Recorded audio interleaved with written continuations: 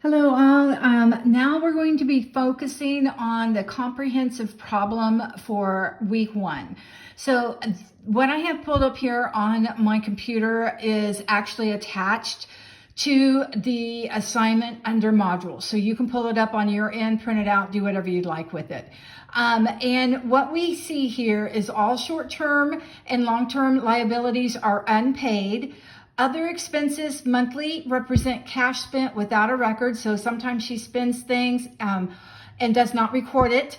And then she charges all incidentals on her credit cards and pays those off each month, which is awesome because you can accrue, oh my gosh, you could accrue a lot of interest on credit cards because their interest rates are so high. So you want to be sure you pay them off every month. So this assignment is asking for 2 things. It is asking us to prepare a monthly statement of cash flow, and it is asking to prepare a personal balance sheet.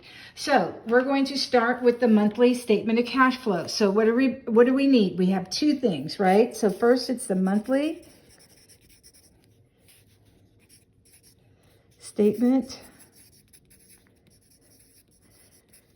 of cash flow, or you could say monthly cash flow statement, whatever you want. And remember, we talked about cash inflow and cash outflow.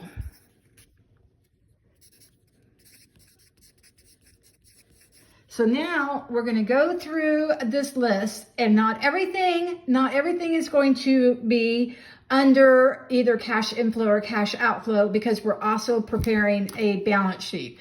So we'll take it one item at a time. The Visa bill, that is something that she pays every month. So that is going to go under cash outflow. So Visa, and that is $355. Stocks, that is something that she owns. That's not coming in, that's not going out. So we are going to highlight it and remember that we need to come back to it. MasterCard bill, she pays that every month, and that is $245. Okay, monthly paycheck net. So that's what she gets paid every single month. So that's coming into the house. So we're going to say wages, $2,400. All right. Annual medical expenses, $264. So remember, we are providing her with a monthly cash flow statement. So she is paying her medical expenses each year of $264. So what we need to do is under med expenses, we know that she is spending $264 each year, and we need to divide it by 12 because there's 12 months in a year, right? And she's spending $22 a month on that. So I just divided 264 by 12 and got 22. Mortgage payment monthly, $530. So mortgage, and that's $530. All right. Temple Mutual Fund, that's something that she owns. That's not something that's coming in or going out. So we will put that, highlight that. 401k retirement plan, again, something that she owns. So it's not coming in or going out. We're just going to highlight that, meaning that we have to come back to it. Car payment monthly, $265. So car is $265. Okay. Total monthly utilities is $275. So utilities, $275. Savings accounted for. So she has $2,300 in her savings account. It's not coming in, it's not going out, so we are going to highlight that. Clothing expense, $45. Clothing, $45. Checking account. So she has $825 in her checking account. It's not coming in, it's not going out, so we're going to highlight it. Quarterly auto insurance. So she pays 4 times a year on her insurance. And she pays $450 in each quarter. But we're only wanting to know how much it's going to cost her for a month. So we know that there are there are 3 months in a quarter, so we need to divide 450 by 3, and that's going to get us $150. So she saves $150 for 3 months, and then she pays $450. Inherited coin collection. That is something that she owns. It's not coming in, it's not going out. Condominium. That's something that she owns. We are already recognized it on a monthly basis with the mortgage payment, so we can highlight that too. Food. She spends $225 a month, so that's going out. $225. Auto. So this is how much her car is worth. We've already accounted for the car in the monthly payment with her car payment. So this is something that she owns. So we're just going to highlight it. Same with furnishings. It could be her furniture is worth $5,500, but she's not making payments on it. She's not bringing money in from it. So it's just $5,500 that we're going to highlight. Her mortgage, again, her total mortgage, if she sold her mortgage, her condo today for $65,000, she would have to pay the lender $50,000 and she'd have the remainder, $15,000 to put in her pocket. But it's not money going in or out this month because she already paid her monthly mortgage payment, so we're going to highlight it.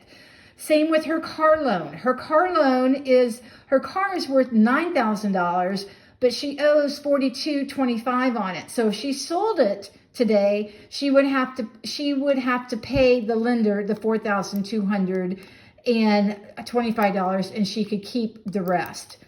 Other personal property. So again, that could be like land. It could be something else that she owns. It's not coming in. It's not going out. We're just going to highlight it. And then other monthly expenses for $150. So other, $150. So what is our total cash inflow? $2,400. What is our total cash outflow? So now we have to add all these up. 355 plus 245 plus 22, 530, 265, 275, 45, 150, 225, and 150. So it's $2,000. Her total cash outflow is $2,262. $2,262. So what is her net? So here we're going to take $2,400 minus $2,262. So her net cash flow is not very much, $138. That's all she has at the end of the month, $138. So that is her monthly cash flow statement. So now she's also asking us to prepare a personal balance sheet. And what she's wanting to know is personal balance. What are my assets? What are my liabilities? And what am I worth? What is my net worth? So under assets, we have three different categories. We have liquid, and that's exactly what it sounds like. It can be available and spent immediately. We have household assets, and then we have investments. So this is exactly how you're going to set up your paper. Liquid, household, and investment assets. Under liability, we have short-term and we have long-term. Short-term is usually 1 year or less, and long-term is longer than 1 year. And the way that this works is assets minus liabilities equal net worth. Assets minus liabilities equal net worth. This is also known as the accounting equation. And I'll just put that right here. Okay. So now we're going to go back to our list and look at the list again.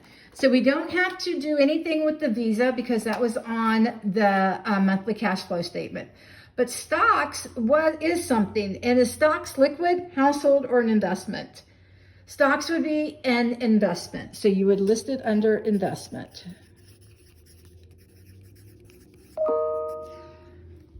We already accounted for MasterCard. We accounted for the paycheck. We accounted for medical expenses. We accounted for the mortgage payment. Temple Mutual Fund, that is something that she owns. Is it liquid, household, or investment?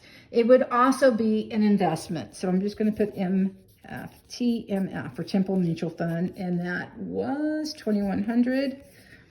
The next thing is her 401k retirement, which is also an investment at $4,500. So I'll just put 401k, $4,500. Okay. We already accounted for the car and the utilities. Savings account, so $2,300. So savings is something that you can spend immediately. So that is going to be a liquid asset. So we've got cash, savings, and checking under liquid. So savings right now, we have $2,300. We already accounted for expenses on clothes. Checking account, she has $825. So we want to go back and list that. Accounted for the insurance, inherited coin collection.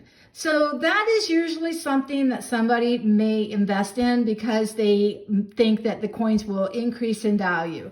So we're going to list it under investments, coins, and that is $3,250. Okay, so those are our assets. So now we're going to come over here to condominium. Condominium is something that we own, and that is going to go under household. So condominium, condo, $6,500. Okay. And then we accounted for food. So our car is worth $9,000. And furnishings like our furniture is $5,500. Okay. Mortgage outstanding. That's what we owe a lender on our condo. So that is a long-term liability. So I'm going to put mortgage of $50,000. And we also owe $4,225 to a car dealer. So I'm going to put car because usually it's longer than 1 year, and that is $4,225. Okay, great. And then we've got other property, and we're going to just assume that she has houses, or maybe she has rental property. So we'll put other right here under household. Other for $8,000. Okay, so here's the thing to notice. We don't have any cash at all. And you could go back here and say, but Dr. Case, remember we just did it and she had $138 under her monthly cash flow statement. Should I put that on the balance sheet? No. These two statements do not interact. They're two separate statements. So keep that separate. So right now she has zero cash under the balance sheet. She has $2,300 in savings and $825 in checking. So total, her total liquid assets is $3,125. Make sure that I'm right on that. Always double check because sometimes I can be wrong. And I'll just double check that too. 825. Yes, 3125. Total household assets, 65,000 plus 9,000 plus 5,500 plus 8,000. And that is 87,500. And then total investments, 5,500, 2,100, 4,500, 3,250 is 15,000. 350. Now, what if I ask you, what is her total total liabilities. Total assets. Liquid plus household plus investments. 3125 plus 87,500 plus 1530 plus 15,350. So total, total assets equal 3125 plus 87,500 plus 15,530, and that is going to give us a total of $105,975. So let me just double check.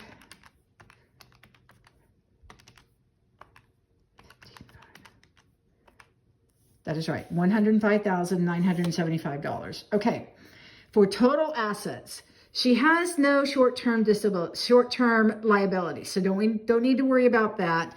And she only has $50,000 in mortgages and $42,225 in her car loan. So that total is going to be $54,225 for total long-term. Total liabilities is actually going to be the same number. So what is our net worth? That is going to be $105,975 minus $54,225 equals $105,975 minus $54,225 equals $51,750. That is her net worth. $51,750. So you have now done a monthly cash flow statement for her and a personalized balance sheet. That is the comprehensive problem number for chapter 2. Thank you. The comprehensive problem for module 1.